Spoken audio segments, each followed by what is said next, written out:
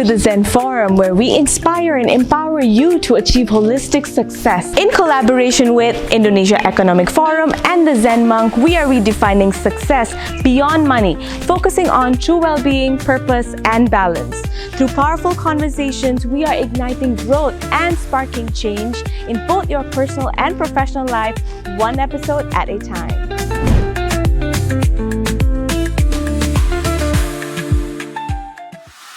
Welcome to another episode of the Zen Forum, you guys. Today's guest actually does not need any introduction, but if you still need one, let me tell you about her. Okay. Hey guys, it's me. It's Indah. Is a fearless voice for Indonesia, helping us see politics in a whole different light, influencing people and impacting our nation in ways not many people dare. She is someone who isn't afraid of speaking her truth, and I think a lot of us can learn from this. Like, I know I can. And so I'm just so deeply honored and privileged. No, I'm honored. Thank you for having me here today. And we're like flipping the switch where Yeah, you get to be interviewed. Like, I'm interviewing you now for a change and hearing from you. yeah, Yeah. Are we ready? Yes, let's do it. Thank you for being here, Indah. Thank you for having me, and thank you for the coffee. Yes. It's way too hot right now. I can't drink it yet, but I'll be sipping throughout the episode, so stay tuned for that.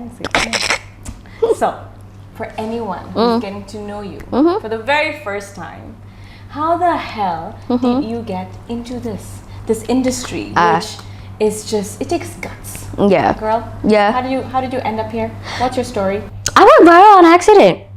So I was on this channel called Jakarta Uncensored, and they had this segment where they were exploring the dynamics between international students versus sekolah swasta, sekolah negeri, and all that type of stuff. And one thing led to another. It went so viral, almost overnight. I don't even know why it did as well as it did, but it did. And I had everybody, like, their parents were watching it, security guards, their like house security guards were watching it. Like, that was, like, my friends' drivers were watching it. I'm just like, okay, well, everybody's watching this, like, I suppose it's going around. And so from there, people started to, that was the first time that I've ever, sort of been a part of an online video, like a video that was for, like, mass consumption on the internet. And that was the first time I went viral. People knew me from there. And then I gained an audience. I gained, like, I think 10,000 followers within, like, a few days, or like a week or two. But so there was a lot of followings coming in, because it also coincided with me being on TikTok at that time. I was on TikTok because, fun fact, I actually don't talk about this a lot, I'm an author. So the first thing I ever did career-wise, fresh out of university, was becoming an author. I published a book, and largely that's because I couldn't even get a job. I had to do something, like, instead of just menganggur in my mom's house like a fucking bum. And so I was on TikTok promoting my book. It coincided with when that video was going viral, and then so people recognized me on TikTok. They were like, oh, you're that girl from that video. And so I gained a following on TikTok. I gained a following from Instagram as well. And I had a bunch of people DM me. They were like, hey, like, you're very articulate, you're very well spoken, and you have a lot of views and perspectives that are very rarely voiced out here, especially in Indonesia, and we would like to get more content from you. Can you make more content? And so I'm like, well, okay. It's like the universe kind of gave you a silver platter of, hey, pretty much, that's where you want, like, you should go. Pretty and, much, pretty much, yeah. And then I was like, well, you know what? I like to yap. And at that time, podcasting was sort of like up and coming, because this was all back in like middle 2021, end of 2021. So that's when, like, the just podcasting, just starting to, like, really be up there. Like, people were taking it seriously. COVID, YouTube, everybody was just sitting their asses down. Yeah, exactly. So kind of everything happened coincidentally at the same time for me, and I didn't even plan for any of it. Awesome. My plan initially was to go into investment banking. Like, and spoiler alert, I never got hired anywhere. So, like, for investment But that's banking. what you call making the most of your time, right? Like writing, and then things just connecting and collecting, like connecting in such a way that's so organic. Yeah.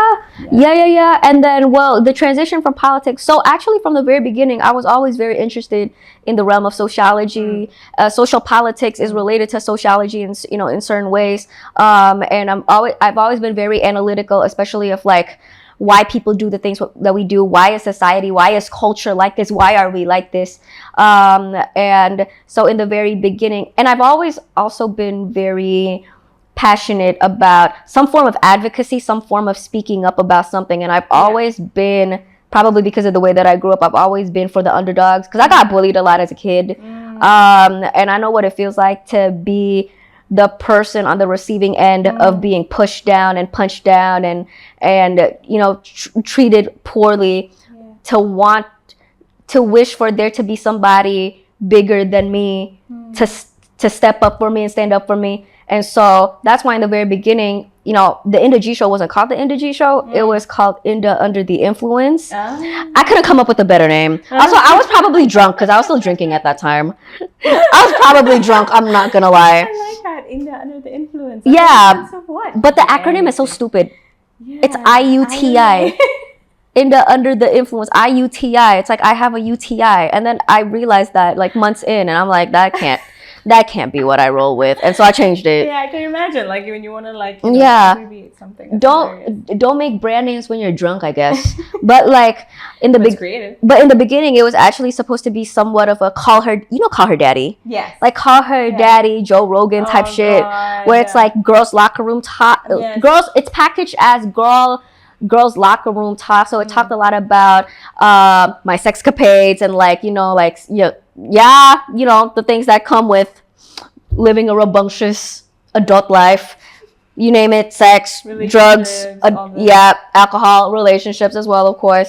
But it's, I always approached it from, well, this is the packaging so that we lure people in, but how do we incorporate sex education in there? So for example, I'd be telling the story of like how one time I got invited by this group of Nigerian soccer players to have a gangbang. Very inappropriate, but but so that happened. And then so, for example, I was with my friend Bishka at that time. Shout out to Bishka. Don't tell me you know her. Bishka? No. Okay. No, because she's also Indian. Something's not connected. Okay, no, because she's Indian Indonesian as well. But she, like for example, like it was me and her, and then so for example, she'd be like, "What's the difference between a gangbang and a threesome?" So like we worked that in there, right? So it's like the packaging is me telling you. A gangbang is more than 3. A gangbang is more than 3. Yes. Okay. Yes, and then we'd work in there as well. Like for example, like but obviously wear protection and all that type of stuff. And then I asked him to get tested, blah blah blah, all that. And so yeah. It's that. It started off kind of like that. How do we make education entertaining and explicit for like the view factor of it? Because people like explicit. And normalize such conversations. And normalizing that too, because I've always had a penchant, and I've always had a sort of this innate sort of natural gravitation towards things that are considered taboo and controversial. And when I really reflect on it, it's really because I don't believe that anything should be too taboo and too controversial to talk about. I always question why can't, I think in the 3rd grade when I started thinking about kissing boys, because I had like, my little girl crushes at that time. And it's like, I remember being scolded for talking about such topics. It's like, it's inappropriate. Or for example, like, I think one time like a guy was bullying my friend. I called him stupid to his face. This was like in the 3rd grade. I got punished for that. Like, yeah, stupid. But from a very young age, I've always questioned a lot of things. Like I'm naturally very curious, and I'm naturally just very challenging in a sense. Like I like to challenge. Yeah, I like to challenge things, and it's like, and if you're telling me, well, don't do this, don't do that, like I expect you to have a reason why. Something logical. Yeah, something that at least there's a modicum of sense to it. Yes. And so with taboo and controversial topics, I'm like, yeah, why is this taboo? Like, why is it taboo to talk about sex? Everybody has sex. Yeah. You exist because your parents had sex. Yeah, exactly. Yeah. Or like, drugs, for example, right? And actually, you know, drug addiction is something that is happening in the background of Indonesian society, but it's so hushed, and so that way there's no awareness built around it. And so, you know, that's where I've always wanted to come in, but the style was always very different. And then I matured, and, you know, the show matured as well. We changed it to the Indah G Show, and now it's just politics in general. And I would like to take this time to also explain to people, because I find that a lot of people tend to have this misconception that politics is just talking about government and policy. Right. Well, politics is quite literally everything. You know, we talked about this before. Like we did this. Like politics. Are you wearing pants right now? Yeah, you're wearing pants that have pockets. Yeah, no pockets. But there are pockets. But do you wear pants with pockets? Yeah. Even that is political, because there's so much history behind, like, when women were not allowed to wear pants, and then women were allowed to wear pants, but women were not given pants to have pockets, and that had a political agenda behind it. Everything is political. Me coming here, like, what's the gas prices? I came here with car, you know. But also society, like, you know, today we're going to be talking about, like, you know, we're going to be touching upon some topics. Yeah, but one of the ones that I'm really excited to talk about is how important English is. And, you know, English, like, that's social politics, right? You know, speaking in English, but what is the greater political significance and implications of a society that is English literate, so that we're able to have a more prominent presence on the international stage that affects foreign policy, that affects economics. So everything, so everything is political and everything is politics.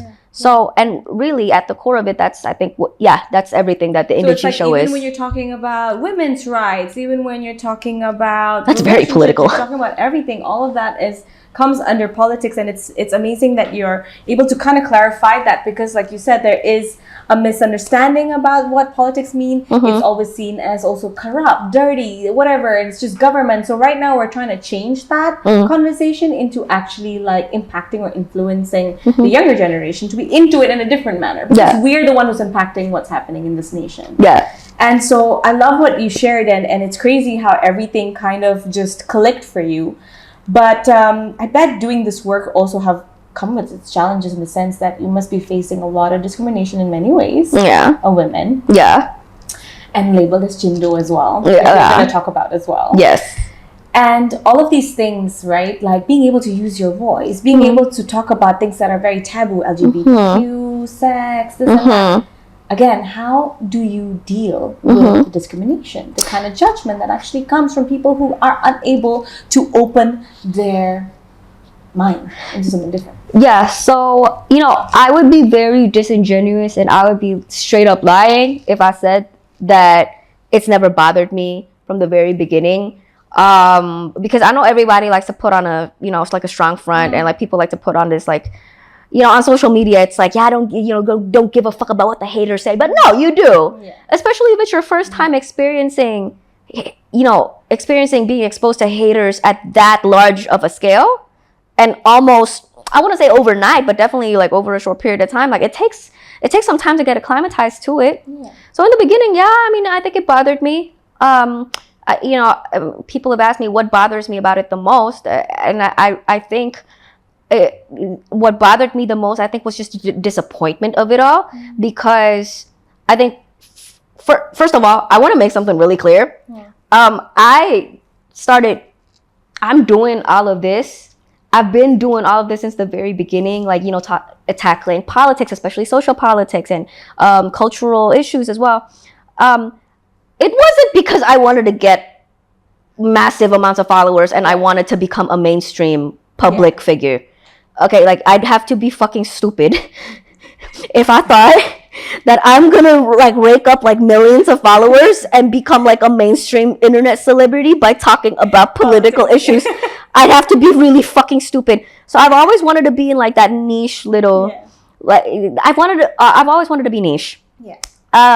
And I've always, in my head, how I expected it was that people that, yes, these are uncomfortable topics that are taboo and that are super sensitive, and people are going to react negatively towards it. But I thought at that time, guys, I was young. I was naive. I was like 23. when I started all of this. Crazy. That's a very, very young age to get started with all of this. And you're just fresh out of college. In a way, like figuring out, really what you're going to do with life. And prefrontal cortex was not cooked. So I was really naive. And I thought that it would, people would channel that negativity towards constructive debate and discussion down in the comments or in the DMs. And then I really want to build this, not so much a brand. I mean, I guess it's already kind of my brand, but I really want to solidify that brand into creating a platform where people can debate and discuss together in a constructive way. Space. Yeah, in a healthy space, because it's fine to have disagreements. I'm sure you and I do. Absolutely. That's what makes life, right? The whole point is trying to find that peace regardless of our differences. Yeah, and that, we talk a lot about diversity, but diversity isn't just the fact that I'm Chinese and you're Indian, but diversity is also diversity of thought, diversity of perspectives, right? Yeah. And so, I always thought that that negativity, that stigma, that ooh-ness, that, that tension, it would be directed towards something constructive. And of course, and then turns out it didn't, right? It's people calling me fat, calling me a whore, calling me ugly, calling my mom a whore, threatening to rape me, kill me. I've gotten stalked, I've gotten doxxed, the whole nine. It became ad hominems, it became personal attacks, it became actual threat to my safety. So I was like, okay, well, this is not exactly going the way that I had initially thought, but I'm like, okay, well, adapt to it. I'm like, what kept you going? I'm really petty. I know, I'm so honest. I'm a very honest person. I don't bullshit. So what are you petty about here? I was petty, because I was like, fuck all you haters. No, fuck all you haters. No, because when people tell me to kill myself, that's when I'm not gonna kill myself. I need to outlive you to stick it to you. I'm gonna be honest, that's part of it. But I also believe in the greater purpose of what I'm doing. Not that I'm full of myself, I'm in the grand scheme, I'm a fucking nobody, but I believe in the mission, in the vision that I'm trying to achieve, and that I can be, if not the sole person to create it for this country, at least I could be one of the people that leads it, so that kept me going. And also over time, it's acclimatization. Last year was a very interesting year. I went viral so many times last year that I have lost count. I've trended on Twitter more times than I can count at this point. Never a good time, by the way. Really? Oh no, because anytime you trend on Twitter, it's always bad. Yeah, no, and people on Twitter, don't get on Twitter. It's fucking ruthless in there. Yeah, I just have an account. Yeah, no. I got into it. But it's acclimatization, it's getting used to it. And then one day my brain just sort of clicked where I was like, you know what? I don't gotta respect the opinions of people whose lives I neither respect nor envy. That mic drop right there. One day it just clicked. I'm like, why do I gotta give a shit about the opinions of user 5876511 at Pencinta Garuda 42, right? But even then, even if I see, maybe this is where, okay, I might put myself in hot waters with some of my friends and acquaintances here, but just to be frank, even if let's say, you or some of our mutual friends, we have mutual friends, right? People in my life that, let's say, they react negatively to the hills that I stand on and my values and my beliefs and my opinions or whatever, they just they have a problem with me. I don't really gotta care. Now I've gotten into the habit of when somebody has an opinion about me and the raw visceral reaction, as humans, just admit it, we do care about what other people think, right? But there's always that initial punch in the gut. Yes. What do you do after that? Yes, but actually something else that I've learned in life, and I think this is a very useful mantra for a lot of you guys to keep in mind, is that you are not your first thought, you are your second thought.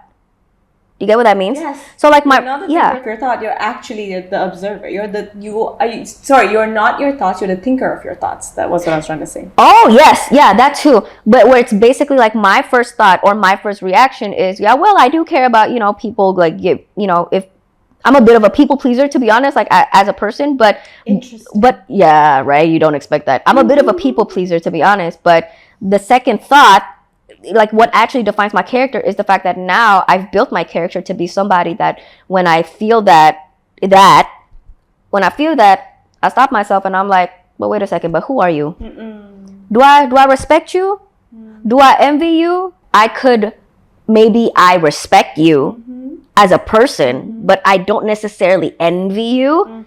That's where I'm like, well, maybe I care a little bit, but like I control that care because like I don't really envy you and your life and your position. You know that between someone who is like in your inner circle has a problem with you. Yeah, or anybody. Maybe I respect you, but I may not envy your life. But like, you know, from the outer circles, it's a little bit easier to like, okay, I can't care. But how about your own inner circles? Because that's definitely going to be there as well where, you know, I think most people are very afraid of using their voice because they don't want to be shunned. They don't want to feel like as if, oh, you know, you're not going to be part of our crew. You can't sit with us or whatever. You know, just the feeling of not belonging.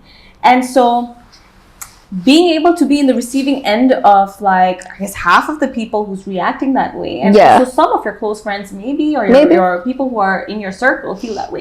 How do you push through that? Yeah, it's that mentality of like, and that's happened before. Like people in my inner circle that like, you know, I find out, or like the best is when they confront me. I really appreciate that. If you ever feel that way with something that I say or like I voice out, like I hope you would do that. Yeah. But most people unfortunately just resort to talking shit behind my back. Fair enough. And then like, you know, like you hear that through the grapevine. Yeah. That's actually happened before. And when it's inner circle, it's what I said just now. It's like, you know, I respect you, but I don't necessarily envy you. So I don't have to care that much. The worst is when I don't even respect you. I know I don't envy you for shit. Most people I don't envy for shit. I'm not an envious person. I'm like, I really don't got to give a shit what you think. Now fuck all of y'all. Yeah. It takes time. All of that happened at once I hit 25 and this cooked. Yeah. Under 25, I'm fucking miserable. Yeah, you're still really figuring things out. Like I think, you know, up until you hit 30s, it's like you're solidifying who you are. Like 25 to 30, it's like you're really, really solidifying who you are. Well, because even scientifically, the prefrontal cortex finishes developing between the ages of 25 and 30. That's when you're actually like udah mateng. Yes. You know. Yes. Yeah. Yes. That's right. That's when you define yourself. That's right. And for you to actually experience such level of like, well, you can say pressure in a way. Pressure and judgment at a young age, you know, it was probably shaped you to who you are today, being this resilient and like, you know, so courageous to use your voice, despite the fact that there are some people out there who probably will not agree to it. And that's the whole point, right? Trying to be able to be in a space, in a world where different POVs, different ways of life should be able to coexist peacefully. Yeah. And that's the whole bloody point. Right. The problem with where we are also is in Indonesia, right? This is something that we want to talk about is the fact that we are being labeled as something that we thought that we are. We think that we're Indonesian and we think that we're trying to make a difference here in our nation because this is our birth country. Yeah. But at the same time, to a certain degree, we are not being identified as Indonesian by people here in Indonesia. So how do you feel about that?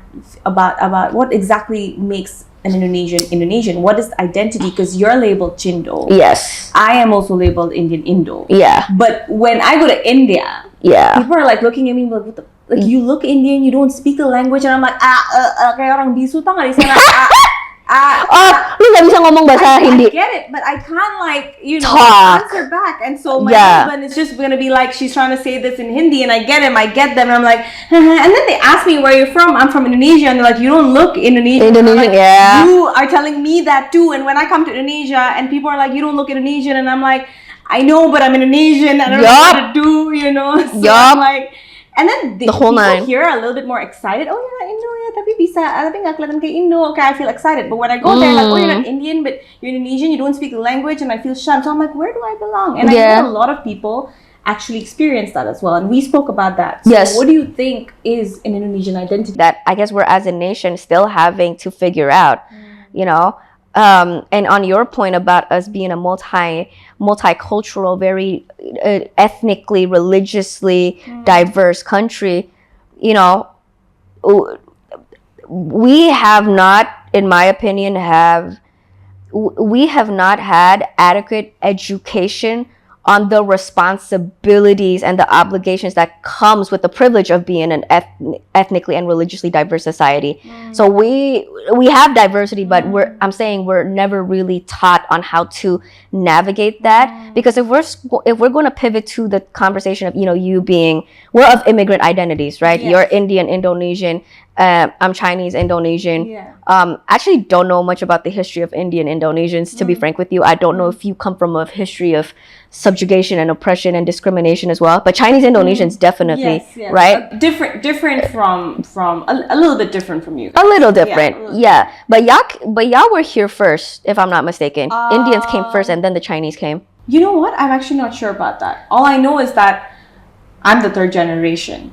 And so that's the first of my kind of my family. And a lot of like my friends are also third generation. So I'm assuming that's a time, because there was a time in India there was like the Sindhi and India, like basically we're Sindhis and we're actually originally from Pakistan. And there was a point where there's this war where we got kicked out, and when we all got displaced, the Sindhis got displaced, some of them came here. Indonesia. So that's when I knew my time but I don't know about the Indians per se. No. Larger scale, can you? Well, no, because it's even just the fact that, you can't really call...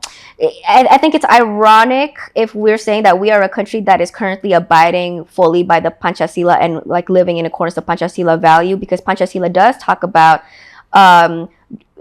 ethnic and religious diversity. But that's not something that is really facilitated through the Indonesian education system, because I know damn well these kids are not getting taught about Indian Indonesian history. Chinese Indonesian history, apalagi ours is censored.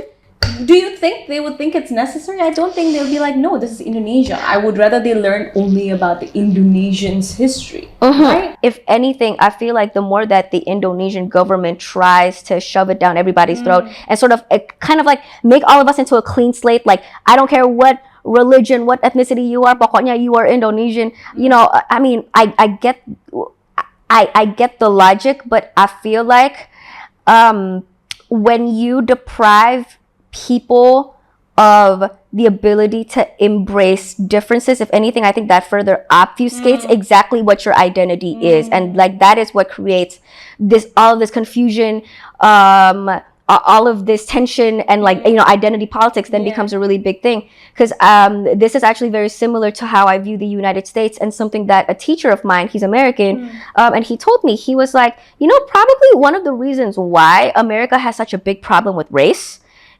is because hold on, what did he say? The reason why we make race into such a big deal in America, and why it's still something that America grapples with, is because white Americans, for example, like they're not taught where they're from. Like they literally, like white Americans cannot wrap their heads around the fact that they're immigrants, as well as Black Americans, as well as Asian Americans. And do you see what I'm saying? Like when you don't teach these people about where exactly they're from, who they are, and you hide all of that on top of this narrative of like, no, all of you are the same. And you put everyone in that box. Like it doesn't. I think one thing that we should learn from America's mistakes is that it doesn't bode well. So that's one. And then I think you wanted to explore the Indonesian identity, or sorry, what was it? Yeah. So in that sense, right, in your perspective, what would make an Indonesian? Like, how would someone who, like you said, we're immigrants technically, right? But at the same time, I identify myself as Indonesian way more than anything else. So it's just like, how would anybody explain what makes you Indonesian? Well, but I think in a globalized world, I feel like that's an experience that's not even exclusive to just us immigrant Indonesians, Chinese Indonesians, and Indian Indonesians. Like this is a very similar experience to third culture kids who, I mean, for context, like we both grew up here, international school, like we went to school with lots of expats, like we're third culture kids as well, like in some sense. Well, I'm definitely a third culture kid. I didn't grow with my mom's culture, and that's a very now just universal immigrant thing, but it's also a one of the, for lack of better words, like consequences. It's been one of the results of a more globalized world where I think, identity is now not just shaped and built around your geographical border, but there's a lot more other factors that go into creating what is your identity. And I really feel like the most PC answer, but really the most accurate answer, and the most, I think, philosophically correct answer, if you ask me, is just that it's completely subjective, because who are you to tell other people like how they should identify, what their identity should be? Like, I went to school with a white boy he's by passport an American. His parents are from the United States. His passport's American, has a very white American name. He's never lived in America. Can you really call him an American? Can you really? Yes. He lived most of his life in China. He's more Chinese. Yeah, exactly. Yeah. Where it's like, we're past the time of, identity. We're now realizing just like the nuance of one's identity, but also just like the endless possibilities of how an identity can be formed. That comes with globalization, that comes with modernization. And I feel like that's just something like we're learning as we go, and it's okay that we just learn as we go. Yeah. I mean, if people ask me like, where you from, I just say like, I'm from Indonesia, because you asked me where I'm from.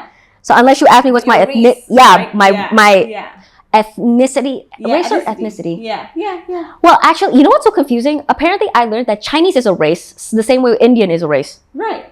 Yeah. No, because I always thought my race was Asian. Oh. And my ethnicity is Chinese. But apparently Chinese is its own race. India is its own race. Right. Yeah. And then when you zoom out, this is where sociology comes in, y'all. When you zoom out, actually, like, why are we even labeled as Asians? Middle Easterns are Asians? Yes. Like, I don't look nothing like a Middle Eastern, but we're in that same racial category. Right. And then you start questioning, well, who created these categories? White people. Like, yeah, I get it. Like, why are we all Asian? Yeah. And then you break it down into like, Indian, Indonesian. Yeah. You break that Asian down a little bit further. That's what you mean. Okay. But who created that categorization? Like, you and I are both Asian. That's true, actually. We look nothing alike. That is true. Our cultures are nothing alike. You're Indian. And then the whites are whites. The West are just... Right. Yeah. Well, no, but even when you look at... Well, no, but if you look at white people, so, white, black, Asian... But when you look at white people, there's even, dare I say, diversity within white people. Yeah. Like the Italians are nowhere near like the fucking Scandinavians. Yeah. But what, they're all white? That's so true. It's a it's not a skin color anymore then. Like, oh no, not even. Not even. Like go to fucking Spain. Like they're tan, like olive skin tone and shit. That's actually a good point. I never thought about actually. Right? Yeah. Do you feel Indonesia is actually changing that and actually becoming a lot more, open to diversification or understanding that identity is so fluid that way? No, if anything, right now what we're seeing with the administration, at least on surface value, I want to leave room to consider that I could be so wrong, that me and my peers could be so wrong in the way that we are analyzing what this administration is trying to do. I want to disclaim that. But it seems like what this administration is trying to do is actually to double down on nationalism, to ingrain more nationalism in the curriculum. I mean, we even see it, actually, even in the prior administration, Jokowi's second administration, we saw it with what they did with the, what they did in the educational ministry with the curriculum. They introduced Curriculum Merdeka. And Curriculum Merdeka, so, it's a bunch of, I'm really not the right person to be talking about Curriculum Merdeka. But, for example, what I can talk about is that they removed English as the secondary language that previously they had to learn, and then they made it optional. I think as a nation, we've always really romanticized the idea of like nation, right? That's the whole reason, like, Bahasa Indonesia was created to have one standard language so that all Indonesians can speak Indonesian. I'm not saying that's a wrong thing, by the way. I'm just saying like that's one example, right? And that, but at the cost of annihilating indigenous languages, at the cost of, Chinese people. So, tapping into my Chinese Indonesian history, the reason why my mom can speak, but she can't, masih mending she can speak, but she can't read, she can't write, because, there was crackdown on Chinese people, even Indian people, right? Yeah. That's why you have Indians that have Indonesian names. Yeah. Yeah. My name is Indah Gunawan. That's not at all Chinese. I don't have legally a Chinese name because I wasn't allowed. I was born 97. So it's stuff like that. I think this country has always romanticized nationalism, and on paper we claim to celebrate diversity, but it's not put into practice. So. And if suppose you feel like it's not being put into practice, do you feel that Indonesia also respects like freedom of speech and democracy in that sense? I think the caveat is that I also don't agree with the people that say like, yeah, Indonesia has like no freedom of speech and you can't say this, you can't say that. There's a lot of paranoia actually that I think at some point in time was created on purpose by I don't know who. I'm just saying I think it was created on purpose by some parties to create this paranoia, so that even though the laws actually do facilitate you being able to exercise a level of freedom of speech, but if you scare people enough, they're going to automatically shut up, so it's like soft suppression of speech. Yeah, kind of manipulated in that sense. Giving you this, but like dangling something else. Right, but I don't agree with the people, like my mom being an example. Like she's always freaking out because I do what I do, and she's like, every little thing that I do, no girl, every little thing that I do, she's like, you're gonna go to prison, mom. It doesn't work that way. Oh my god. Like no, I have the right to criticize the government. I can't berate a politician. Yeah. I can't spread misinformation and lies and slander, but I can criticize the government. I can criticize a ministry. I can criticize a certain bill, and that's something within my rights. There are a lot of people that they feel that as though what little freedom of speech, like, we're not America, but it's like, but they think it's either we're completely like America where we can just say whatever the fuck we want, or we have zero freedom of speech. Like it's not that completely black and white either. We have a level of freedom of speech that is constitutionally guaranteed, and it is still very much upheld. Like otherwise I'd be in prison by now. Fair enough. Yeah, right? Fair enough. The fact that I'm still here, we're fine, right? But if your reference is that America is the land of freedom of speech, which it is, well, but they're like more absolutionists than that. Even with their freedom of speech, right? It's just it's not done in a way that feels even tasteful, because it feels like even those who feel free to speak are even judged for that. Hold on, wait. Those that are free to speak, those who feel like they have the freedom to speak whatever they want, they're still judged for it. They're still attacked for it. It's not like as if. I just feel like we are in a world where it's so difficult to have differences in thoughts, differences in lifestyle, differences in just who we are, and feel at peace and okay with that, even the way that you want to just speak about it. So I feel like even the US is very scary to say whatever you want. It's like the cancel culture is crazy. The way that they put you down, it's also ridiculous. Like I understand over here also they get very like mean and rude in the comments, and they go ham, and because they don't like what you're saying, they don't like what you're thinking. In States, sometimes I feel like it's like maybe like times 10. I don't know, or if it's just because we're exposed in the US compared to here. I don't know. Did you used to live in the US? No, as in we're so exposed to like US, like American media and American news and how they live and how they speak about like YouTube. Everything is like, very US. Right.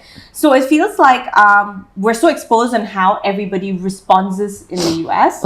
Meanwhile, over here, it's like when you actually have that kind of level of influence and impact that you can speak and you have like, a following, that's when you actually experience the backlash. You know what I mean? In the US, you don't need to be famous to experience backlash sometimes. They'll just cancel you. Right. Over here, it feels like, do they cancel you or do they not? Like, are they supporting you or are they not? And there are people who support you a lot, and there are those people who obviously don't. But where I'm getting at is just that there's still that level of like, again, fear and not being able to completely be yourself. It's like, where do you draw the line here? Because sometimes, like, doing this podcasting and everything, like you're someone who's probably accustomed to that courage from such a young age, and you started off at a very young age. But for someone who's new, for example, I was such a people pleaser, and I I was so scared of like judgment. I'm still working on that. So like bisa gugup ngeliat like what am I gonna be screwed for this? Like like so those type of things. Like I wonder if it's ever gonna go. I wonder if Indonesia can make you feel a lot more safer in your own differences in your own thoughts. Like right now, do you see that happening? Like, is that a possible reality for us in the future?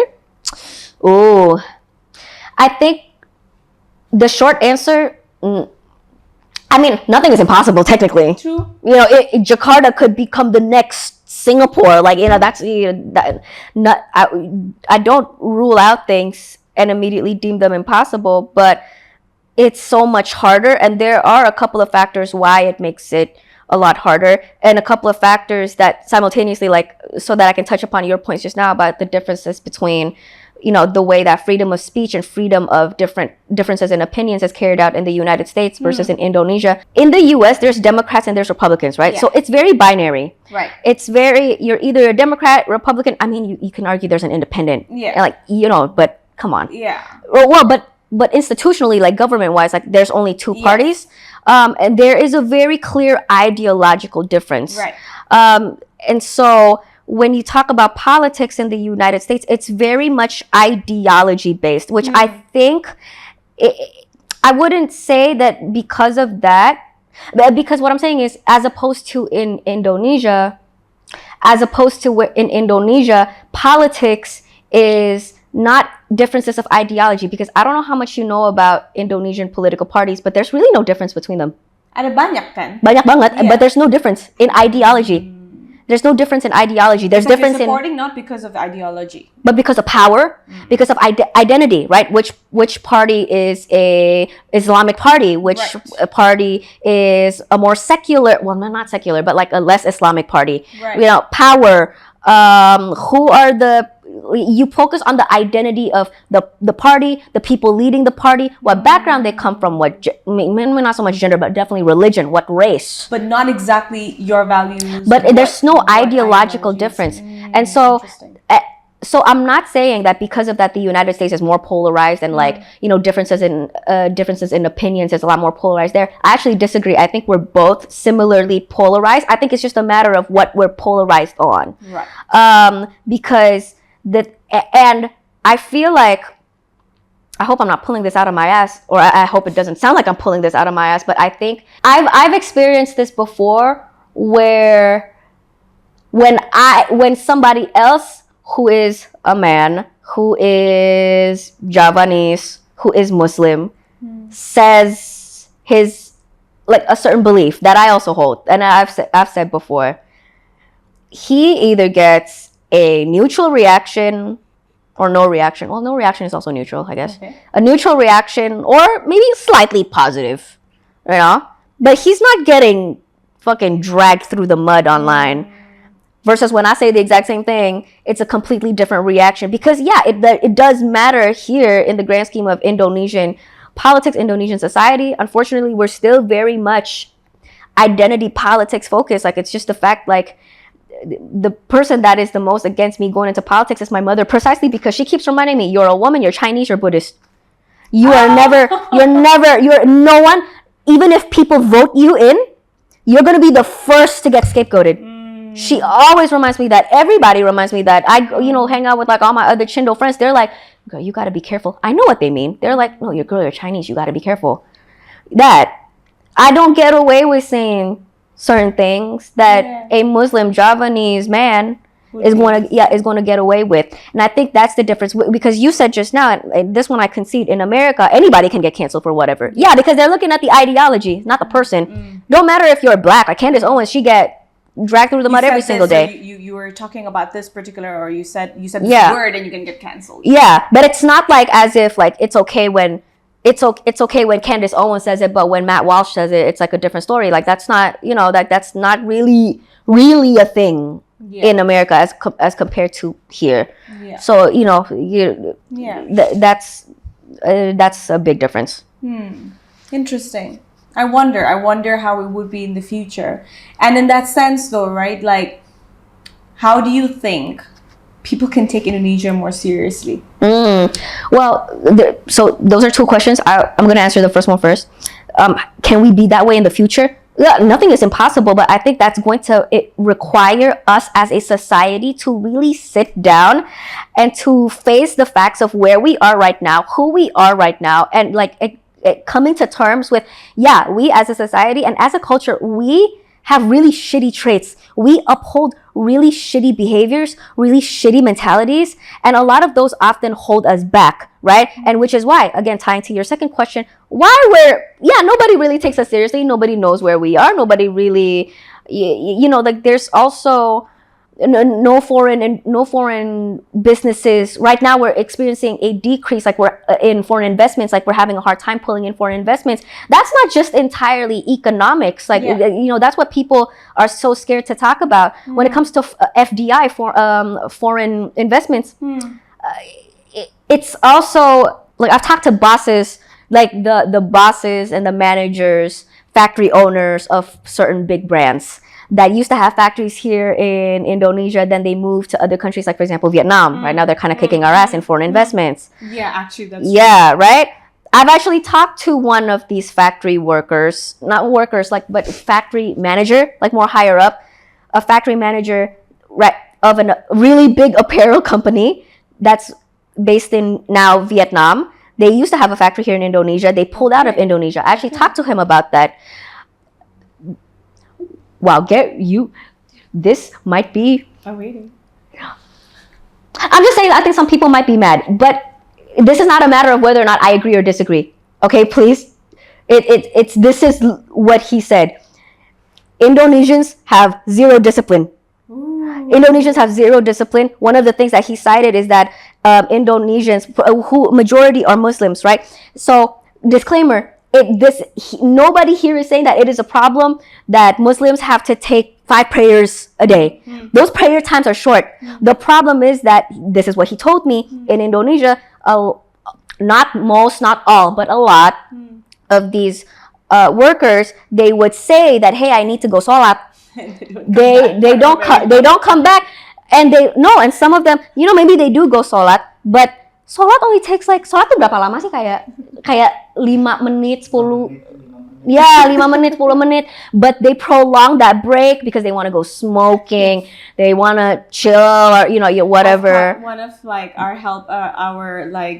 staffs sleeping in the car. Yeah, saying that he was going salat. So yeah. So that was one of the things that this Vietnamese factory manager told me, and now it's out there. I've said it. And see, that's an example of how we have to come to terms as a society with, we have a lot of cultural habits and societal mindsets that is not only holding us back, it is also why we keep getting disrespected. And it is also why we can't reach our full potential, why we can't be a country that has efficient politics, right? Our politics and the way that we conduct it is so inefficient. It's fucking embarrassing because we're right next to Singapore. Do you want to know how do you want to know how I feel every time I look at Singaporean Parliament and every time I look at Lawrence Wong and the quality of like the way that they conduct themselves? Even like yesterday, actually a few days ago, Singapore released like this it's like a report. It was so detailed. I forgot who made that video. I think it was Bijak Memilih from AFU, but they made a video of just like, can you look at how detailed, like they put in all the information in there. Transparency. Hello. Oh my gosh. Here, what do we get? We get fucking parliament members having secret meetings about, ratifying the military bill behind closed doors in a 5-star hotel. It's ridiculous, and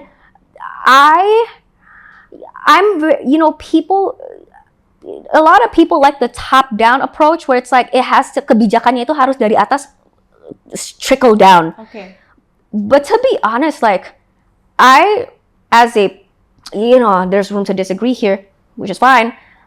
For the most part, in most issues, like I'm so much more in favor of the bottom-up approach because, especially when it comes to government, the bottom-up approach makes sense because it's like you're never going to fix the quality of our politicians and our incumbents if you don't first fix the quality of the society that these government incumbents come from. Fair enough.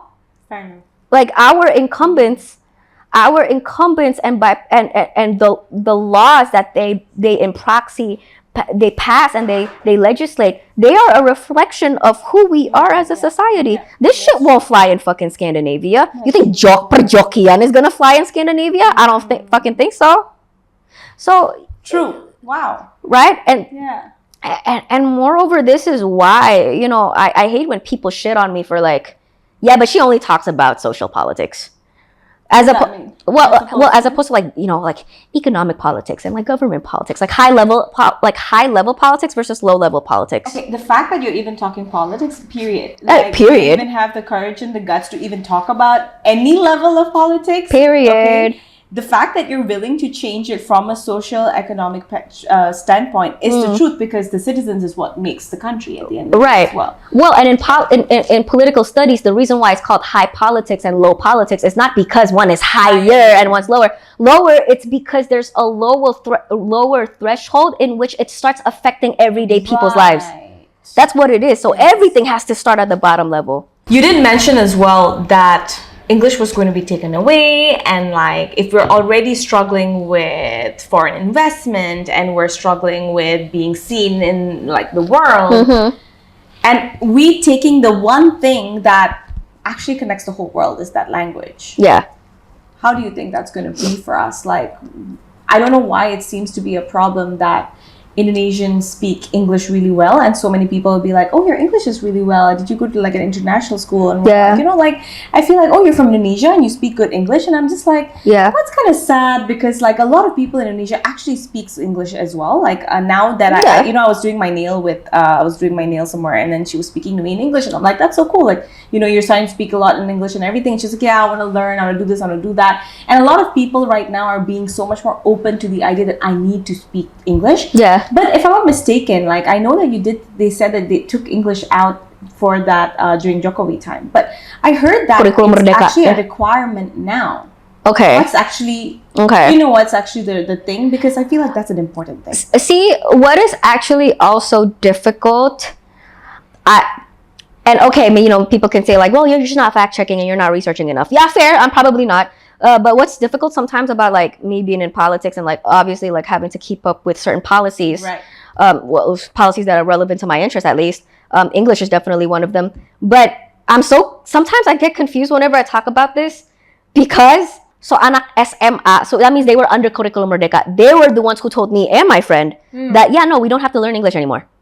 So they say that, and then I think if I'm not mistaken, when I asked this, I can't remember who I asked, but I asked this to someone who works formally in government, and then they said that that's not entirely true, and like there's some differences here and there. So I don't know. There's just a lot of inconsistencies, is what I'm trying to say. So forgive me if I do make a factual mistake. But I don't know. I feel like it's credible to hear it from actual SMA kids that are in the curriculum that they don't have to learn English anymore. Or at the very least, what we can say is that is a reality for some Indonesian students, right? When and this I can say for sure, if we want Indonesia to progress, especially on the international stage, then every Indonesian kid has to learn English. And look, I talked about this with Anies Baswedan. And he said, well, it doesn't really have to be English. It can be an international language. It could be French. It could be German. It could be Spanish. What is the point? Well, I don't entirely disagree with that, because it's like, it would be cool if we have more Indonesians that could speak French, that could speak Spanish. But their opportunities will not be as great as English. Yeah. And that's where I don't necessarily disagree, but I think like the caveat is that, first of all, German is hard. French is hard. We are not learning French. But Indonesians, actually, we have... I feel like this is something a lot of Indonesians don't really realize, is that we actually have the upper hand to learn English, because alphabets are the same, ways of pronunciation, you know, accents are one thing, you know, pronunciation, but like it's not like we're coming from a Thai background. There's a reason why orang Thailand tuh mereka Inggrisnya tuh jelek banget, because like literally the language that they're starting off with is so different. Whereas with English and Indonesian, like there's actually, you know, there's some room of like similarity. It's not that world of a difference. It's so much easier to pick up. So like we actually do have the advantage. And so of course it's just a lot more practical and more pragmatic to just learn English. So that's where I stand. I'm very much passionate about Indonesia and Indonesians speaking English. That is part of the reason why, well, largely the reason why the Indah G Show remains an English speaking program, because in the beginning it was an English speaking program because my Indonesian is not great. Like I learned Indonesian at a really later age. So in the beginning it was because of fluency issues. Now, I mean, I'm still more fluent in English and I'm more comfortable. Also, in the beginning, it was an issue with me not being fluent. Now I'm, well, not that fluent, but I'm fluent enough in some cases. But why the Indah G Show remains committed to being an English, at least majority English speaking program, because sometimes my guests speak in Indo, if they can understand, but they can't speak. Yes. That's fine. That's fair. Well, that's fine. That's actually what, you know, in my ideal world, in my ideal vision of like future Indonesia, or if not future Indonesia, then at least future Jakarta, future Surabaya, future big city Indonesia, is that, yeah, it's just going to be a normal thing to like have one person speak in English, the other one speak in Indonesian, or campur, you know, like it's really not that big of a deal. And if anything, it really widens our, not just perspective, it widens our exposure, double the cultural exposure, double the information. And state the obvious. Well, state the obvious, being bilingual is good for your brain. So, you know, it keeps you sharp, prevents dementia, apparently. So, you know, but yeah, I'm one of the people in this country that can attest to how, yeah, speaking in English in Indonesia is still, number one, viewed in a, I think there's still stigma attached to it. Funny enough, like there's stigma attached to speaking English. So there's the stigma, and I hold on, what did I want? Yeah, there's still a stigma attached to it. The stigma being you hate Indonesia, you like you lick the asses of white people and like America, and like even though English is not even from America, it's from Britain. Fun fact. English is from England. Fun fact of the day, indeed. Yeah. But people will assume that you're the type that like you have internalized racism and like you lick the asses of white people and like you succumb to American hegemony and, you know, all that type of stuff. You're elitist. You know, you're sok pintar. That's another one. You're just trying to look like an intellectual. Well, but that, you know what? That used to be true. This is very interesting because a lot of people still apparently hold on to the narrative that, yeah, if you speak English, it means you're privileged. I think that used to be true in the past. That's definitely true for people like you and me in our time, because I'm born 97, you're born after me. Yeah. But, before. Sorry, you're older than me. But by the time that we have the internet, like access, and I understand, in Indonesia, actually not everywhere has the internet. That I understand. So that's not entirely true for all of Indonesia, but I would reckon to say that at least, I want to say a good, can I say half? No, maybe like a quarter of Indonesia. That's still a big amount. You know, that's still quite a big amount. There are Indonesians where you don't have to be privileged to learn English. You have a mobile, you have a smartphone. You have a smartphone. Apparently, like we're as a country, like we are the largest nationality, one of the largest nationalities on social media platforms like Facebook, WhatsApp users. You have a smartphone. You have the internet. You have that exposure now. It's accessible. YouTube is free. Well, most YouTube videos are for free. You know what I mean? Like I think Duolingo's for free. You know, so these days, no, not really. You don't have to be privileged to learn English. Fair enough. And education has become so democratized too because of access to the internet. Yang setidaknya di Jakarta ada dong kita. Ya kan? So, you know, but there again, the stigma persists. And I think it goes back again to the topic of nationalism, where it's like people have this misconstrued idea that if you are an Indonesian and you speak anything but Indonesian, you are not Indonesian and you're not proud of being Indonesian. Back to being the whole, Indonesian identity crisis. Right. Yeah. But that is exactly why, in the first place, we have an Indonesian identity crisis, in the sense that, you know, when we go abroad, nobody knows who we are. Yeah, dude, I went to US and they were like, where are you from? Indonesia. And then they were like, where is that? Singapore? I'm like, you dimwit. If I was in Singapore, I would say Singapore. Yeah. Oh, I know. No, one girl thought that Indonesia was in Europe. Okay, great. Do I look fucking European to you, bitch? Do I look fucking European to you? And oh my goodness, like Yeah, that's right. And that is the quintessential. When I tell you that they is know the Bali, but they don't know Indonesia. They that know too. Bali is in Indonesia, and I'm like, do you know Bali? They're like, oh, Bali, I love Bali. I'm like, Yeah. Bali's in Indonesia. Like, learn your facts, mate. And you know what? Bali, yes, they invested a lot in tourism. Yeah. And yes, perhaps it's also happenstance. Like, you know, like the stars just aligned for Bali to suddenly blow up into this gigantic global tourist destination. I was going to say, but you know who speaks the best English in Indonesia? Bali. Mas di sana, like they're all like, I could talk to them. Yeah, you're right. I could be like, how you doing today? And they're like, yeah, I'm good. You know, damn, okay. Yeah. Conversational. Yeah. You know, and that's the thing. You think, you know, maybe some people think that, oh yeah, but it's just English. Like, no, this has global economic and political like repercussions. And you know what? I've talked to a lot of, again, like the Vietnamese factory manager. I've talked to managers or C-suite level people from multinational corporations abroad that are in Indonesia, or they used to be in Indonesia. A lot of them complain that, most Indonesians, especially Jakarta, right? Because business district, like, a lot of Indonesians don't speak English. And the communication is difficult. Why do you think? Compare us to the Philippines, we're technically richer than the Philippines. They prefer to go to the Philippines just solely on the basis of, it's easier to talk to Filipinos because more Filipinos speak English. Yeah.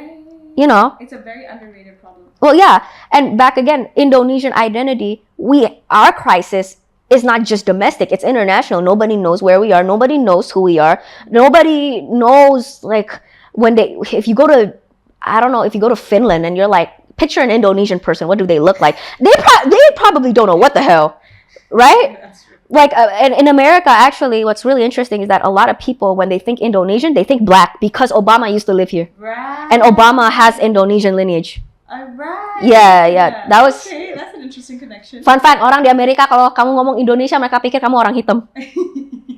Karena gara-gara si Obama. Yeah. But see, like, nobody knows who we are. And we're so invisible. That's what I talked about with Anies Baswedan. We're so invisible from the world stage. And there is a multitude of factors. We don't invest enough in marketing ourselves globally. You know, that's one, right? There's, what else? Like certain, policies as well. Policies, excessive bureaucracies that make it difficult for foreign companies to come here. Yeah, there are a lot. One of them is, we can't speak English. We can't speak English. That we can't speak English. They don't understand us. We don't understand them. We don't partake on the global stage. And it's actually a simple solution to actually fix a lot of issues. Learning a language. Yes, learning a language. And introducing it young. So I am really passionate, and this is something like it hasn't kickstarted now. It's just something that I'm working on, and in the future, I really hope to see it to come to fruition. That I want to start a Jakarta Speaks English movement. I'm not confident in like making it nationwide, but at the very least, I'm from Jakarta. I'm born and raised in Jakarta. I am a Jakarta girl, and Jakarta is my city. Jakartans are my people. At the very least, I want to be the bitch that starts Jakarta Speaks English. Yeah, to spread it here first. Try it here, and it's better. We have internet. Better than nothing. Yeah, more money, more internet. Too, like, as in, it's more feasible here compared to like if you sent me to like Eastern Papua or something. Like, no, I'm sorry, but they don't have the infrastructure, is what I'm saying. Of course. Yeah. Wow. Oh my God, that was a lot of fire. Yeah. No, sorry, I'm very intense. Oh, no, it's good. Like, I love this fire, that heat. Beautiful. There's also fire here. And this as well. That. Honestly, we could go on. We really could. We could cut it here. Have me back some other time. I was just about to say that. I was like, have me back some other time. I'm gonna bring a lot more shit. Yeah. A lot more stuff, because I'm not really satisfied. Yeah. Until we were signaled just already an hour. And I was yes. no, I'm not done. Time flies when I'm the one yapping. Yeah. We're having fun. Yes, and we're having fun. Yeah. Well, when I yap, it's fun. But I think for today, I want you guys to process what's being said, and then if you have something to say, be kind about it. Please. And let's try and create a world that's differences can live in peace. Yeah. But before we go, my favorite time, game of the day. We listen, but we don't judge.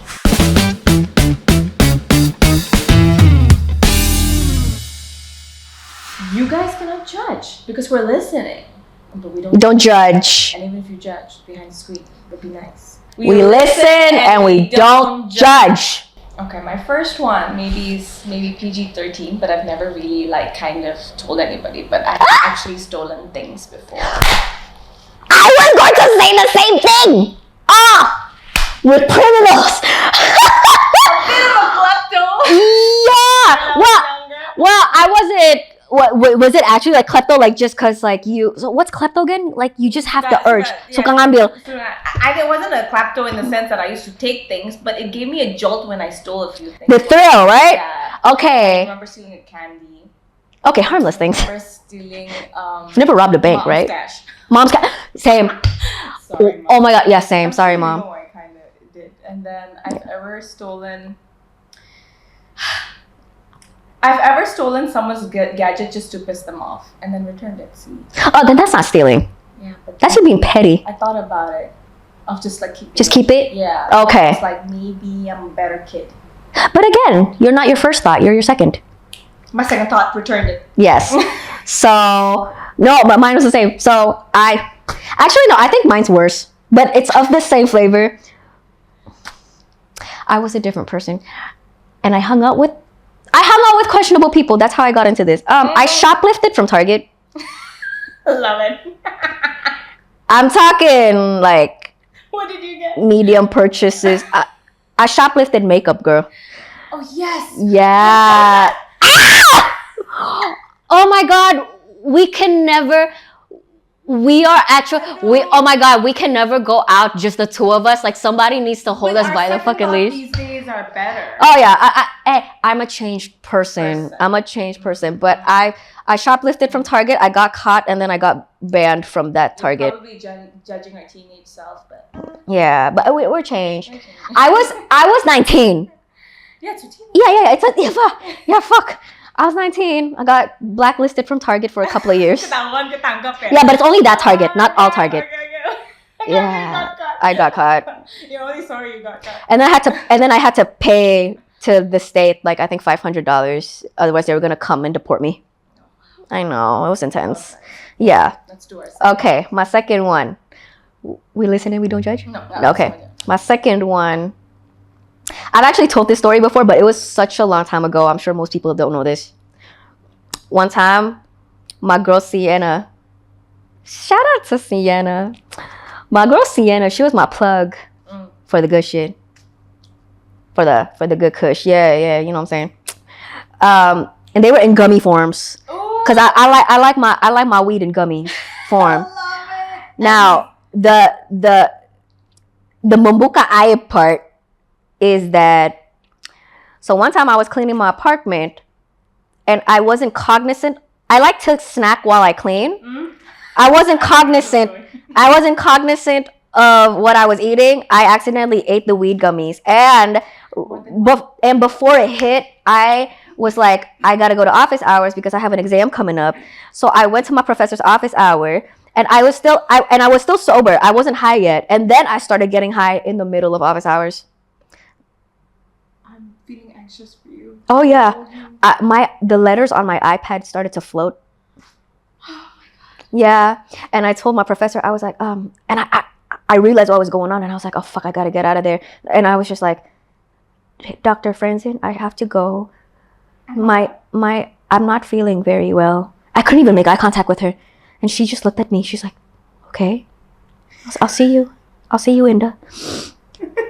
I swear. And then I don't remember how I got home. Girl, I don't remember how I got home. Did you I took the bus. 1, 2, 3? I have no idea. I was so stoned. I don't even remember. I got on the bus. I'm not judging, but it's so cute. It's so funny. I was 21. I was still stupid. This have not cooked yet. I'm so stupid. I don't remember how I got home. I got on the bus. Oh my god. And then I don't remember how I got home. I'm glad you got home. Oh, me too. You're okay. Oh, I know. Someone could have like killed me or raped me on the streets or something. I know. Relieved for you. I know. That was nice. That was good. Yeah. My second one is, this is gonna ruffle feathers of like my people, which is like I'm Hindu and I eat beef. Oh, yeah. You're brave for putting that out there. Yeah. I put it up online. At least I'm Buddhist. I don't really have restrictions. Yeah, exactly, right? So I put it up on my post and everything, and it got like definitely some Backlash. yeah. Yeah. But still taken quite well. But I thought, you know what? Let me say it a little bit more of a public seat. Mm. So now we are at our third Third. segment. My turn. This one's kind of harmless, but back in high school for my IB higher level English literature class, I plagiarized my essay, and I got caught, and I served detention for it. Plagiarized? You mean you copied someone else, or you had it from home? You typed out something that was, you know how you plagiarized assignments, or did you copy from? I looked up the poem, the literary work that I had to write an essay on. I looked it up online. I was looking for inspiration. I found somebody that wrote something that I'm like, oh, I can just copy paste everything, claim it as mine. Ketahuan banget. And yeah, not a fun time. I'm not proud of that. Okay. I'm not proud of that. No judgment there, because I've most definitely cheated and plagiarized a lot of shit in school. Yeah, I feel like, and I was a good Every student needs to try and cheat once. It's fun. No, Oh my god. no, I swear I'm a good student, but like I'm sure everyone's done it at least once. Once. I mean, don't kill me for it. Like, I'm sure you must have thought about it. Like, Yeah. Or even did it once. But that was nice. Yeah. Third one for me. So in high school, I battled with bulimia. So every time after I ate, I would have to purge. Oh, like Yeah. so. Yeah, bulimia. So you would You that. find a way to purge it out. You find a way to get it out. So either people would like have like a obat yang to go to the toilet. Yeah. Laxatives. Laxatives. Yeah. Or purge it out immediately after you eat or whatever. That means this, right? Yes. Okay. Like vomit it out. So Okay. that was my choice. Ooh. So I wanted to put it out there, not for judgment, for people to feel like as if they're not alone. There's Yeah. no shame. It's a real deal. Yeah. But yeah, No, and like overcame. Yeah. Oh, I just realized my lash is coming off. Ha! I have lash glue in there. Wait, hold on. Kelihatan nggak that it's coming off? Kelihatan No, nggak? it's not. And We listen and we don't judge. This is the real we listen and we don't judge moment here. Nggak kelihatan ya? Okay, I'm just gonna pinch it together. We're almost done anyway. We're good. Okay. We're actually done. We're good. We're done. We're good. My lashes are not coming that off. was an epic closing. Yeah. I think that was just wonderful. Beneran nggak kelihatan ya? Aman. Okay, aman. Beauty. I love it, you guys. That's been, I don't even know what to say. That's been epic, and it just feels incomplete. And so until then, guys, Yes. find the courage to use your voice. Find the courage to share your truth. Find the courage to be yourself. Because there will be people who probably will not like it, but there are people, more people, who would love it, who'd want it, who needs it. Period. Till then, we'll see you in the next episode. Bye-bye. Yay! Oh my gosh, yay!